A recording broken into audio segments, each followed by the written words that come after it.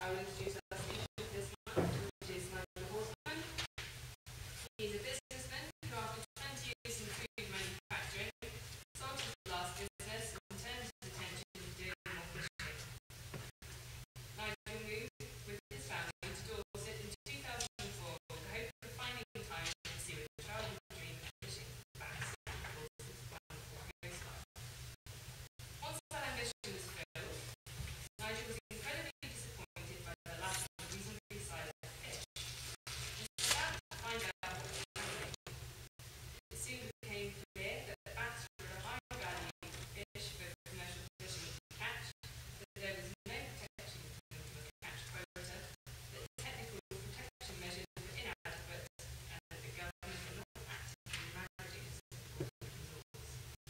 So along those lines, our talk this evening from Nigel will be on maybe how to recognize if you haven't enough. And after the usual, we'll have questions.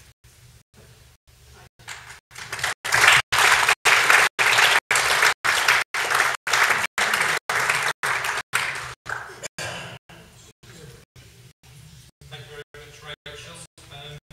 Good evening. Nice to see so many people here.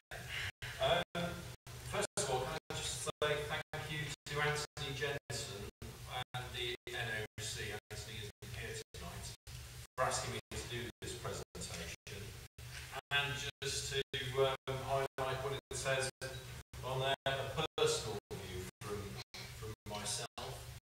From time to time, I represent a voluntary society called the Bass Anglers Sport Fishing Society, but the talk I'm going to give tonight is very much my own personal view. How to restore bass stocks and why bother? There's a bit of a clue in those two opening photos. I think for my children, your children, and their children, we should be making sure that we give them a natural environment, a marine environment, and fish that they can enjoy just as much as we did when we were their age. They should be able to go fishing, and their kids should have just as much fun as we did when, as I say, when we were their age. So there's one little clue as to what might be coming up. Is it for the money? Well, money seems to make the world go round. It's important. It seems sometimes to be the most important aspect of many decisions that get taken about all kinds of different things these days. So we'll have a little look at the money side of bass stocks and the industries around bass, and see if, as I maybe suggested on that slide, that the pounds can get bigger if we do something about it. Really, I'd like to think it's about something a bit deeper than just money. Now, I'm hoping by doing these lights, you'll be able to see what a wonderful picture that is. It certainly looks wonderful on the screen down here. And I looked at it and I thought, oh, we've all seen beautiful pictures of seahorses in Dorset and very colourful little nays and gobies. And I think they're just as wonderful. You know, and it had me thinking, you know, the pictures of seahorses and gobies, marvellous fish, very much deserving of our protection. But it's a bit like natural history filmmakers, photographers going to the plains of Africa and all taking pictures of the dung beetles. They're really, really interesting, but they're ignoring the pride of lions and all these magnificent fish that we have in our seas that are like the pride of lions. I was also watching a bit of TV over Christmas, as you do with kids, thinking about this slide and these pictures. I saw some fabulous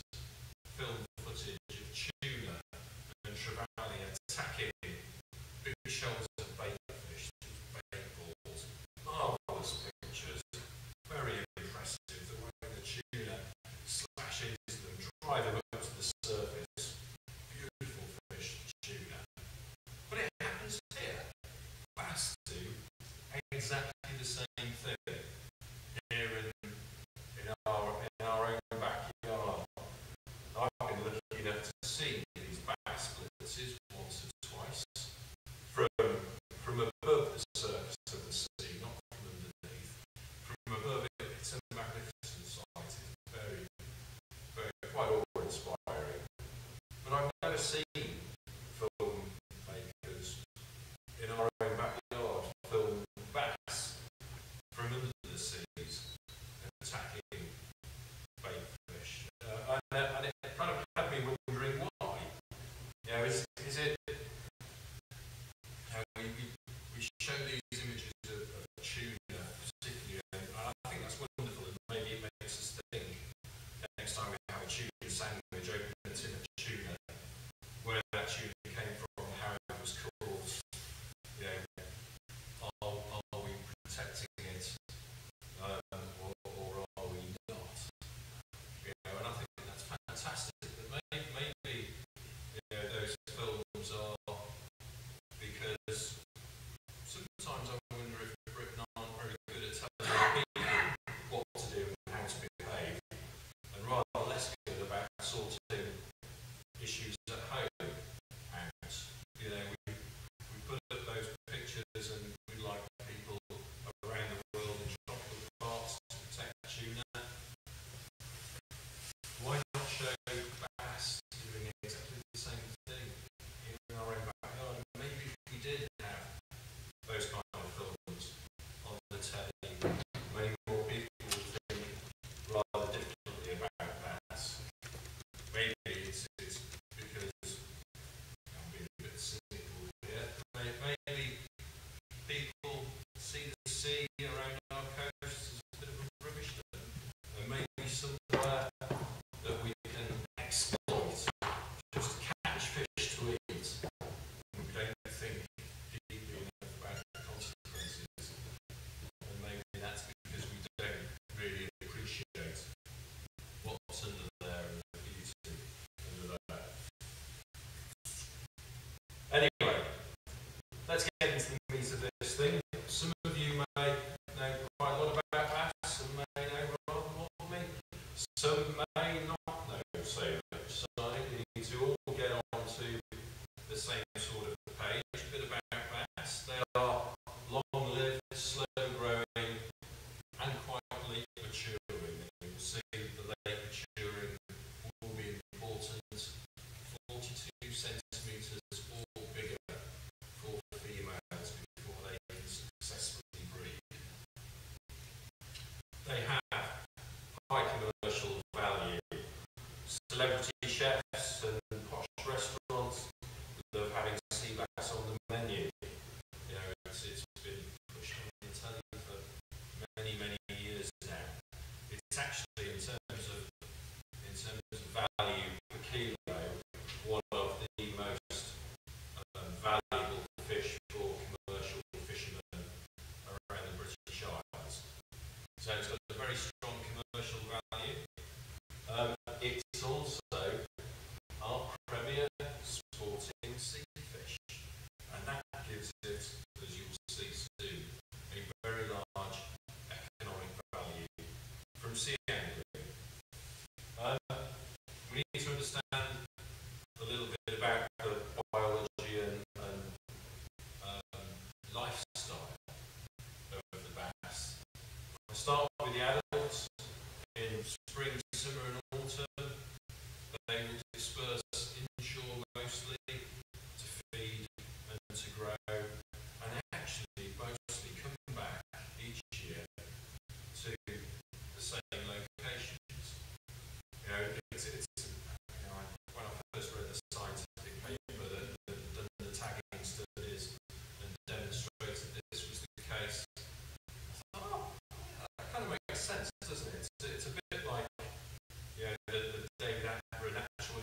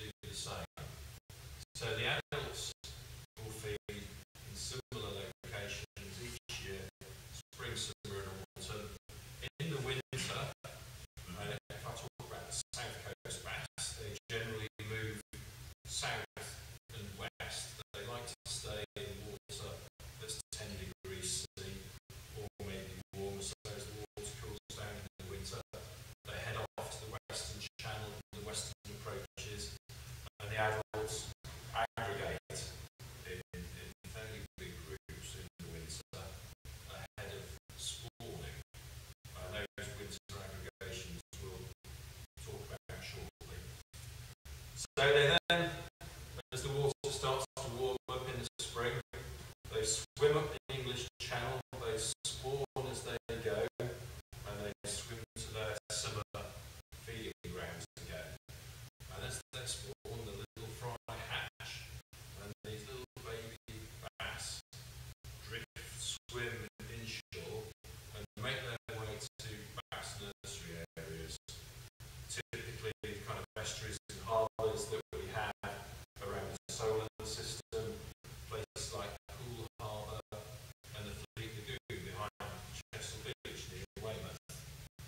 And there the little bass will live for 5 or 6 years, maybe a little bit more. They'll grow until they're nearly adults, as adolescents. They'll start venturing out of those nursery areas and seeing what the adult world of bass is about. It's a bit like teenagers, isn't it, really? And they behave a bit like teenagers. They're not adults yet, but they start to find their way.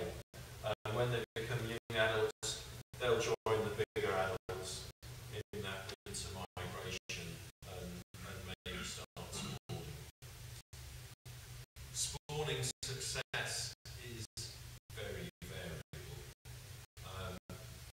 In the last 20 plus years, there have only been 2 really good spawning years, and you'll see why it's quite important as we look at some of the data later on. 1989 was a very, very good year, and then lo and behold, 8 years after this, a very, very good year, 1989 year was the best on record by miles in terms of spawning success. 8 years later, that huge spawning success of bass are adults breeding, and we get a very good year in 1997. There hasn't been a good year since. Inadequate stock status data, that's not just me that says that, ICES have said that, and you'll see that coming up soon. ICES, the International Council for the Exploration or Exploitation of the Seas. No quota protection. So, as a stock, so you hear a lot about common fisheries policy, cod stocks, quotas, no quotas for bass, and a minimum landing size that's below the size at which the fish breed. So that's a bit about bass. I love that picture. I hope you can all see it. That's an £11 bass being revived, getting a breath back before she's released. All the pictures of bass that you're going to see tonight were all released, fit and well, to fight another day, hopefully to spawn as well. So I'm not sure if it's reproduced quite so well on the big screen, but it is a lovely picture. Anyway, National Oceanography Centre, we need to talk a bit about fisheries, management and science. I've just talked about the fact that female bass don't start to successfully spawn until they're at least 42 centimetres long.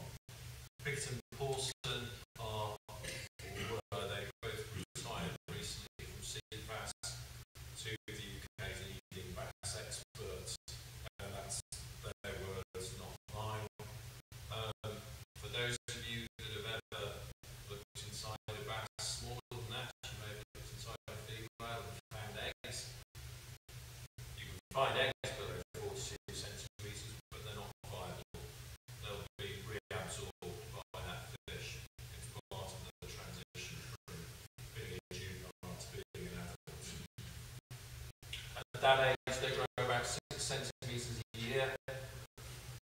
Therefore, if you want to make sure that bass that we take out of the stocks have had just one chance to replace themselves before we take them, you need a minimum landing size of 48 centimetres. Take bass in November that's 44, it won't have been 48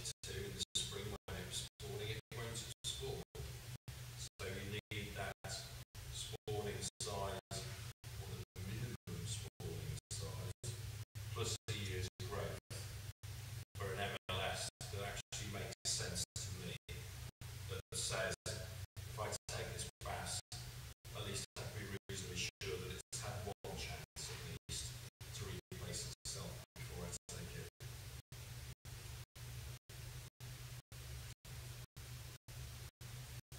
So in 1987, the bass protection measures were last changed in 1990. In 1987, those same two guys, Picton and Paulson, wrote a paper for the old MAP, Ministry of Fisheries and Food, that said that for the UK commercial bass fishery as a whole, maximum yield for them will be arrived at a minimum landing size of 50 centimetres, which chimes quite well with the 48 centimetres I was just talking about.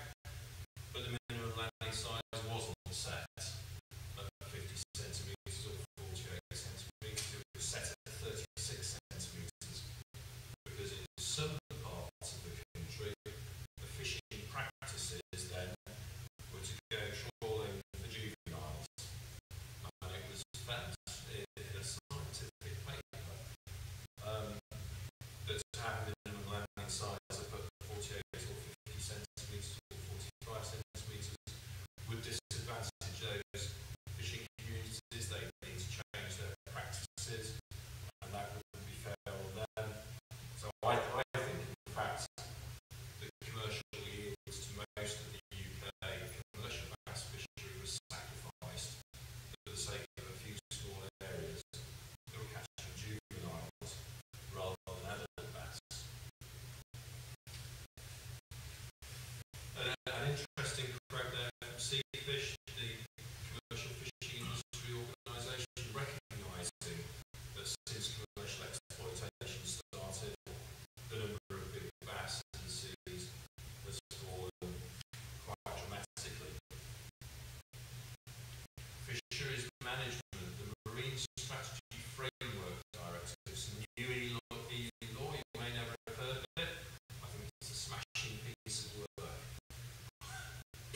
Whether it's got any teeth, we shall see, because what it says is commercially exploited fish stocks, not just bass, all of them, need to be restored or returned to some more good environmental status by 2020. And it says one of the descriptors in there of good environmental status is a population characterised by a high proportion of old, large individuals. If you go and talk to bass anglers, or if you look at the stats from commercial fishing, that isn't the case anymore. And as I've said, bass receive no quota protection. They're actually sometimes described as a displacement stock, so that when commercial fishermen have run out of quota for the species, they've got somewhere to go to keep on fishing. After all that, I've got to have a little look at her just before she goes. Think of the summer and dream, perhaps. Alright, back to it. Back to it. Economics, the money side of things, it really does drive decisions, it seems, in this country. So there are two main economic income streams from bass. The first one we probably all know a bit about, commercial fishing. The second, recreational sea angling. So just to highlight, we'll look at them all in a bit of detail in a minute. First-hand sale value. So when the bass are landed at port, the value that goes to the commercial fishermen, £5 million per annum roughly, for all the bass commercially landed in the UK. That represents less than 1%, less than 1% of the value of all the commercial fishing landings into the UK. There are less than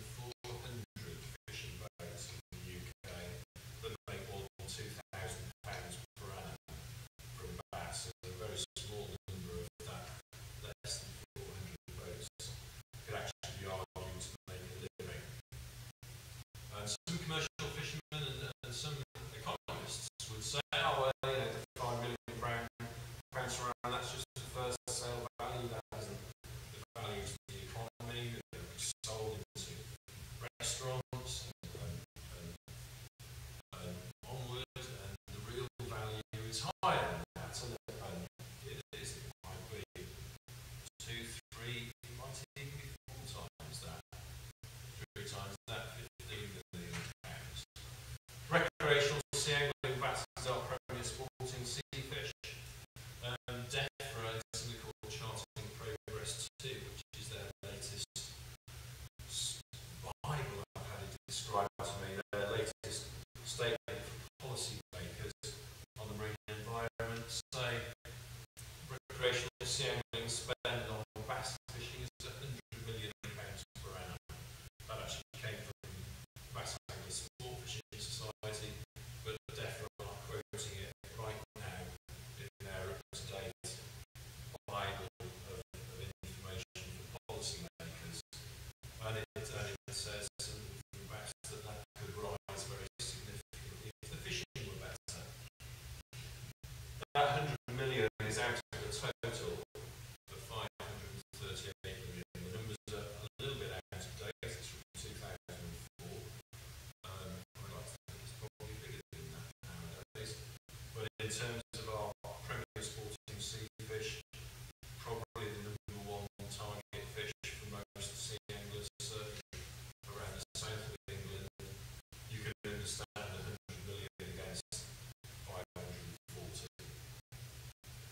And in fact, there was another study done in 2004 by Morsel's Consultants that looked at the southwest alone, and that recognised sea angling spend, direct spend of 165 million, and the favourite target species was bass.